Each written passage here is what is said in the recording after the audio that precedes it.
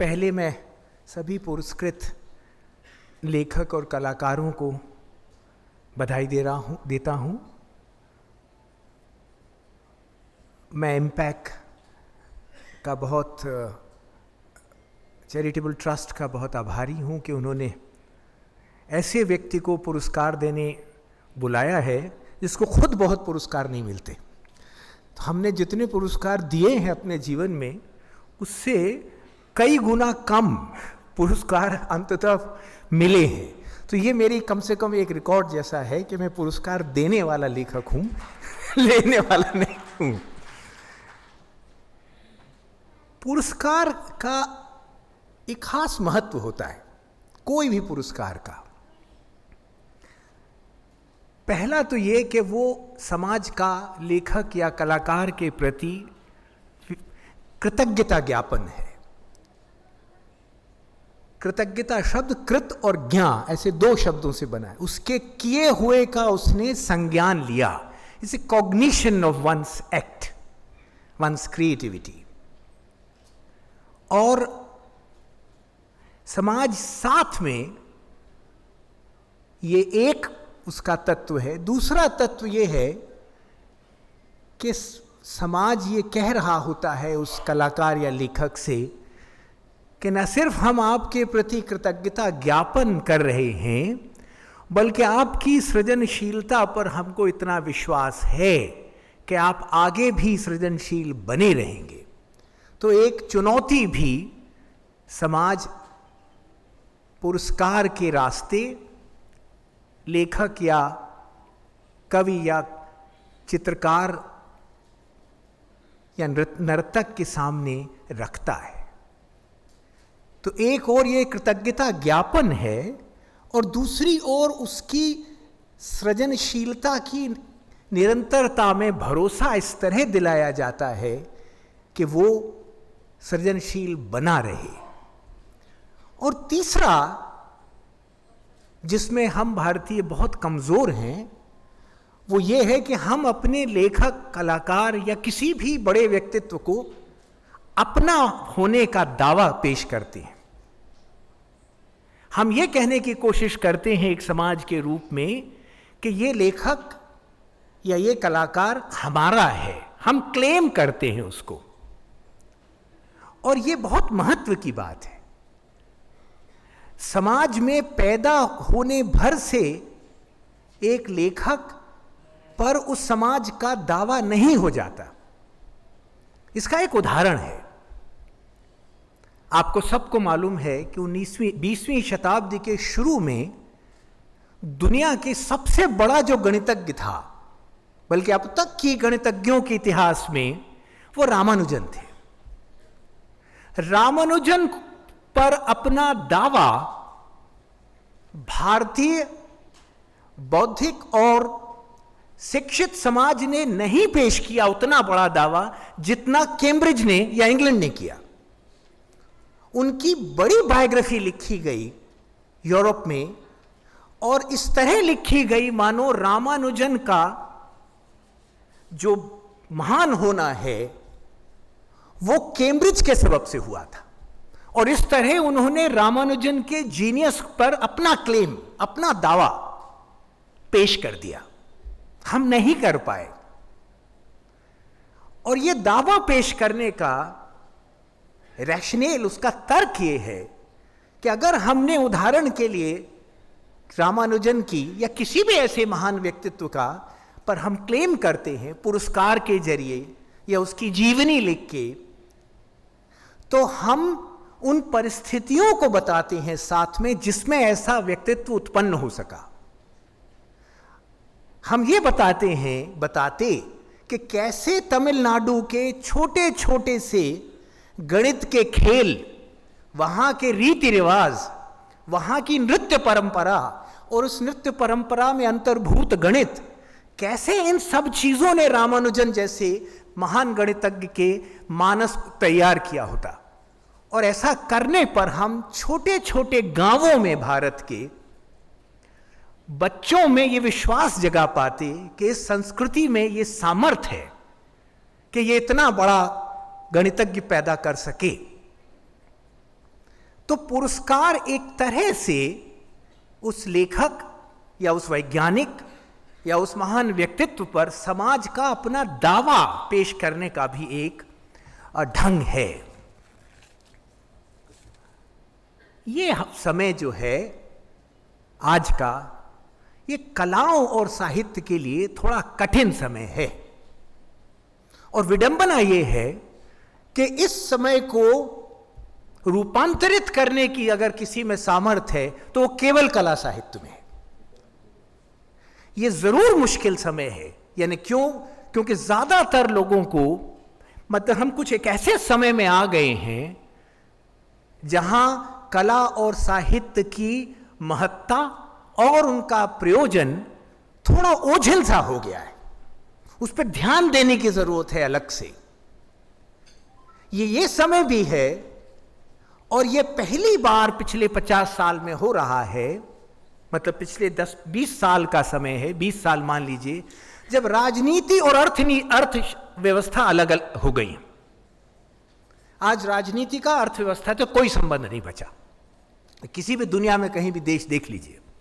लेकिन इन दोनों में एक चीज सामान्य है, और वो ये कि ये दोनों ही व्यक्ति को, मनुष्य को उसकी अद्वितीयता से अलगाती हैं।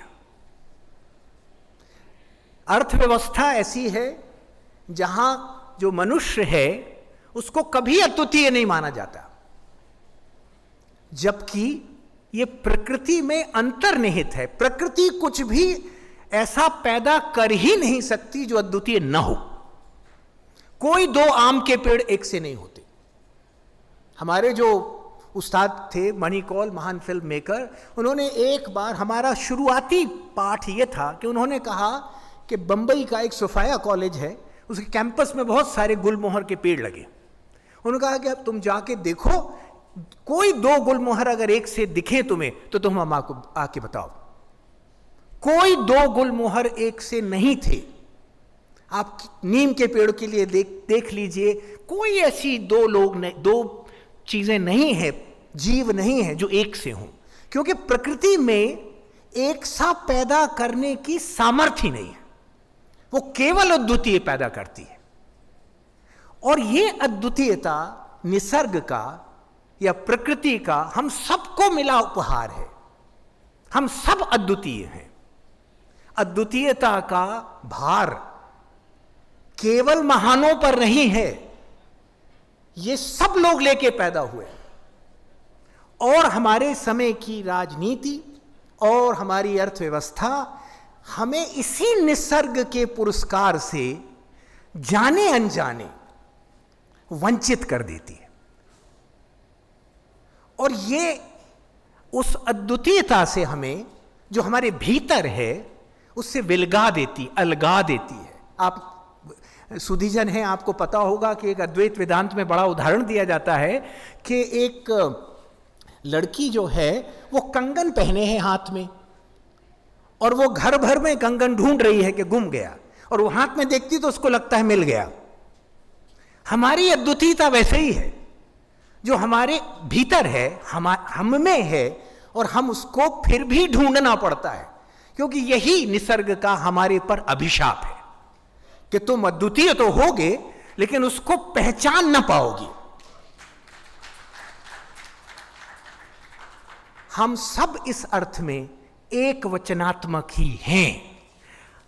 यह काम आपको आपकी अद्वितीयता से मिलवाने का काम, यानी उस लड़की को यह बताने का काम कि कंगन तेरे हाथ में है, यह विज्ञान नहीं कर सकती।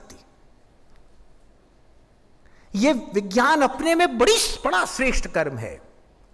और मैं चूंकि मेडिकल कॉलेज में पढ़ाता हूं तो थोड़ी विज्ञान आदि से वाकिफ हूं, पढ़ता लिखता बहुत हूं, तो थोड़ा पता है, विज्ञान की सीमाएं पता है। विज्ञान आपको आपके अद्वितीय होने का बोध कराने में अक्षम है। वो बहुत सी और चीजें आपको दे सकती है, लेकिन ये जो अद्वितीयता बोध हर एक में मौजूद है, ये जो निसर्ग का उपहार है, वो आप तक नहीं पहुंचा सकती विज्ञान। टेक्नोलॉजी जाहिर है वो तो और भी नहीं है। वैसे हमारे देश में विज्ञान और टेक्नोलॉजी को लोग एक ही मानते हैं, जो बिल्कुल गलत बात है।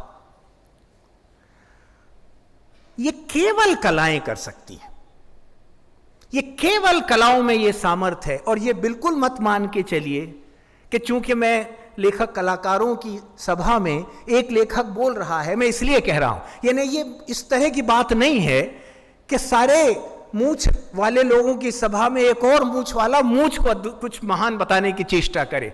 आप इसको बिल्कुल रैशनली भी अगर एग्जामिन करेंगे तो आप यही पाएंगे कि जो कलाएं और साहित्य हैं, केवल इनको मनुष्य को मिला हुआ ये एक ऐसा उपहार है जिससे वो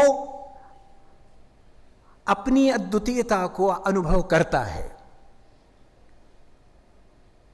और ये इस तरह होता है कि हर कलाकृति या साहित्यिक कृति, आप जिस वक्त उससे गुजर रहे होते हैं, आप एक ऐसी अटेंशन की स्थिति में आते हैं, एक ऐसे अटेंशन में आप डूबते हैं कि आप बिल्कुल अपने सत्य की देहरी पर जाके खड़े हो जाते हैं। एक चीज ख्याल रखें, एक कलाकृति की श्रेष्ठता उस अटेंशन की गहराई से है जो वो पैदा करती है। अगर एक कलाकृति एक छिछले किस्म का अटेंशन पैदा कर रही है तो वो साधारण कृति है। इस गहरी अटेंशन, इसमें दोनों की साझेदारी होती है, पाठक की भी, दर्शक श्रोता की भी और सर्जक की भी। लेकिन ये दोनों के संयोग से वो एक ऐसी जगह आके खड़ा कर देती है आपको जहां से आपकी अद्वितीयता का बोध, जिसे मैं सत्य कह रहा हूं, वो शुरू होता है। और ये आप पर निर्भर करता है कि आप वो देहरी लांघना चाहते हैं कि नहीं। आप चाहें, आपने शायद, आप में से कुछ ने रूसी महान फिल्मकार तारकोवस्की की फिल्म देखी होगी स्टॉकर। तो कलाकृति एक ऐसा हांका लगाने वाली चीज है कि आपको वो आपके सत्य की देहरी तक ला सकती है, जैसे स्टॉकर में होता है। लेकिन आपको उसको आप धारण करें, ये आपको मजबूर नहीं कर सकती। वो आपको वहां तक ले जा सकती है, इस नैसर्गिक उपहार तक। आपकी अद्वितीयता ही आपका सत्य है। और वो किस तरह, वो 1 मिनट में बताने की कोशिश करता हूं। और हम बार बार जिसको दर्शन में, साहित्य में, या अभी मैं जिसको सत्य कह रहा हूं, वो है क्या? वो हमारे भीतर, हम सबके भीतर अद्वितीय ढंग से मौजूद हमारा विवेक है। हर व्यक्ति का विवेक अलग होता है। ऐसा कोई व्यक्ति दुनिया में नहीं है जिसका विवेक ठीक दूसरे जैसा हो। होता यह है कि हम अपने विवेक को, उसका आत्मसमर्पण कर देते हैं किसी और के आगे।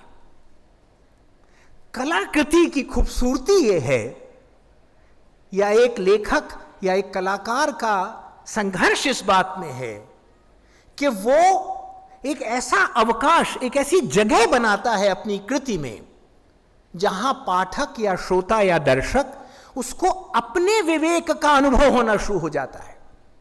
मैं अपने विवेक को इस तरह गूंथता हूं, इस तरह उसकी बुनावट करता हूं एक कलाकृति में, मैं यानी कलाकार, कि पाठक अपना विवेक अनुभव करने लगता है उसमें। और इस विवेक का स्रोत, ये विवेक को दूसरे शब्दों में एक 12वीं शताब्दी के बड़े भारी विचारक हुए क्षेमेंद्र, उन्होंने कहा यह औचित्य बोध है। हर व्यक्ति में उसको क्या सुंदर लगेगा, क्या कम सुंदर, क्या बहुत कम सुंदर वगैरह, और क्या नैतिक, क्या कम नैतिक, क्या बिल्कुल नैतिक नहीं, ये सारे स्केल्स उसके अंदर नैसर्गिक रूप से उपस्थित हैं। यही उसका सत्य है। यहीं तक पहुंचाने का काम कलाकृति उसको करती है, और यही उसकी अद्वितीयता है। एक संस्कृत का ग्रंथ है भोज प्रबंध, आप में से जो संस्कृत में थोड़ी रुचि रखते होंगे वो जानते होंगे, बड़ा प्रसिद्ध ये वो ग्रंथ है जिसमें भोज ये कह रहे हैं कि कोई भी व्यक्ति, उनके एक ऐसे शहर की कल्पना है जिसमें रहने के लिए आपका कवि होना अनिवार्य है।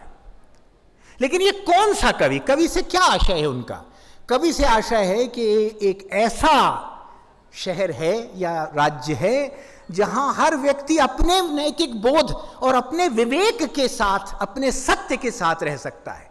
ये एक ऐसा यूटोपिया है, एक ऐसा कल्पना राज्य है जिसमें आपको रहने के लिए अपने विवेक को आत्मसमर्पण करना आवश्यक नहीं होगा।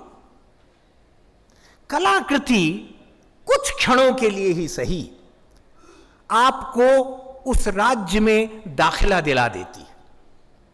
कलाकृति आपको आपके भीतर के अद्वितीय विवेक बोध को जागृत कर आपको कुछ देर के लिए ही सही आप नैसर्ग की आपको जो मिली भेंट है आपकी अद्वितीयता की, आपको कुछ देर के लिए वापस कर देती है। कलाकृति का जो आनंद है वो यहीं से पैदा होता है, यही उसके रस का और जिस वक्त आप अपने को अद्वितीय महसूस करते हैं, ठीक उसी वक्त आप अपने को सबसे जुड़ा हुआ महसूस करते हैं। यह एक अजीब जादू है अस्तित्व का कि जब जब आप अपनी अद्वितीयता का अनुभव करते हैं, उस क्षण आप अपने को तमाम जगत से, पेड़ पौधे, अन्य मनुष्यों से निरंतर उनसे जुड़ा हुआ महसूस करते हैं। कबीर ने इसके लिए एक बहुत सुंदर पद लिखा है और उसको कुमार गंधर्व ने गाया भी था, जो ऊपर से देखने पर बड़ा रहस्यमय लगता है लेकिन है नहीं अगर आपको उसका आंतरिक न्याय तर्क पता है। हम हैं सब मां, मैं सब में हूं, सब हैं हम मां, सब हम में हैं, हम हैं बहुरी अकेला, हम बहुत सारा होके अकेले हैं। ये वो क्षण है जब आपको अपना विवेक अनुभव जिस क्षण होता है, उसी क्षण आप अपने अद्वितीयता के इस क्षण में आप पूरे जगत से, ब्रह्मांड से जुड़ जाते हैं। जैसे ही ये जुड़ते हैं, आपको जो आनंद है, जिसको रस कहा जाता है, उसका अनुभव होता है। यह अद्वितीयता का बोध ही अब इस दुनिया में मनुष्य के अस्तित्व को बचा सकता है और ये केवल साहित्यिक कृतियां और कलाएं कर सकती हैं। इसलिए मैं उन तमाम संस्थाओं का हमेशा आभार महसूस करता हूं जो इन कलाओं और साहित्य के सम्मान के लिए, उनके लिए स्थान बनाने का अपनी ओर से प्रयास करती रहती हैं। धन्यवाद।